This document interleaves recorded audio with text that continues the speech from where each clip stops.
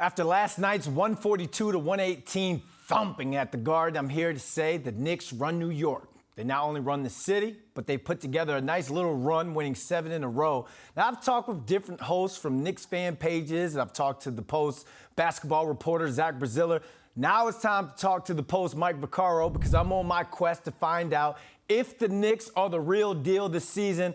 Mike, no need to talk about last night's game. That's gone and done with. You wrote an article on Jalen Brunson. In fact, in the article you wrote, quote, "Every game, every night, the mission has become a simple one." Write about someone other than Jalen Brunson. You've watched this man over the course of this season. How great has he been for this team, and is he the future of New York basketball? Oh, I think he's the future. I think he's the present. I think he's everything that's good about New York basketball right now. I mean, it's remarkable. I mean, the Knicks knew they were getting a good player. They had no idea they were getting this. I mean, he's just been beyond their wildest expectations, and he just keeps getting better. I mean, the first half of that game against the Nets was spectacular, and it's just it seems like every day he figures out a different way to add the superlatives. And as long as he's running the show, they're going to be something special. Yeah, big nights at the Garden will get you the keys to the city.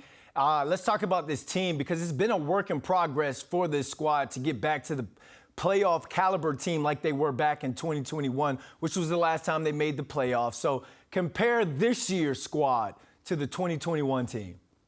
Well, the thing at that point that team was yearning for was great point guard play, and they wound up having to overplay Derrick Rose because they had lost so much confidence in Peyton by the end of by the start of the playoffs.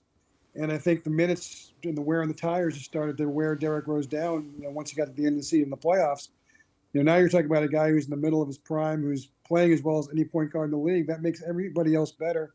Starting with Julius Randle, is having another bounce back season, and you have a better version of Emmanuel Quickly, you have a better version of Toppin, you have a better version of R.J. Barrett, and a better version of Mitch Robinson. And that's partly because they're 2 years older, but also because they're playing with Jalen Brunson, and that really makes a difference. And that's why I think if you're a Knicks fan, you feel better about them even 2 years ago, even as well as they played for stretches in 2021. Key word coming out of that is better. They're just better overall. The city is better when Knicks basketball is balling out. So I've asked different Knicks fan page hosts. I've asked the Post Zach Braziller, and now I'm going to put you on the spot while I got you chilling on the couch. Are the Knicks the real deal, and why? I definitely think they are. I mean, look, they haven't beaten nothing but phonies the whole time. They've beaten the Celtics twice. They've beaten the Sixers, beaten the Cavaliers. I mean, everybody they had beat. They got a tough stretch coming up this weekend against Miami and against Boston. But look, I mean, to me, they're real. And here's the caveat: as long as they stay healthy, because look, it's a very delicately balanced team. 9 players play every night, and all 9 are needed. And we saw how kind of the balance was out of whack when Mitch Robinson was down. Now he's back, and they look healthy. If they lose any of those 9 players for any significant stretch, I mean, we could have a different conversation. But if these guys are all healthy and ready to go once the playoffs begin, it's going to be a lot of fun. It's crazy because people were talking about firing Tibbs a couple months ago. Oh, how things can change in the New York Minute. Make sure you guys go check out Mike's article on the New York Post website. Mike Vaccaro, thanks for joining us. Thanks, Brandon. Good talking to you.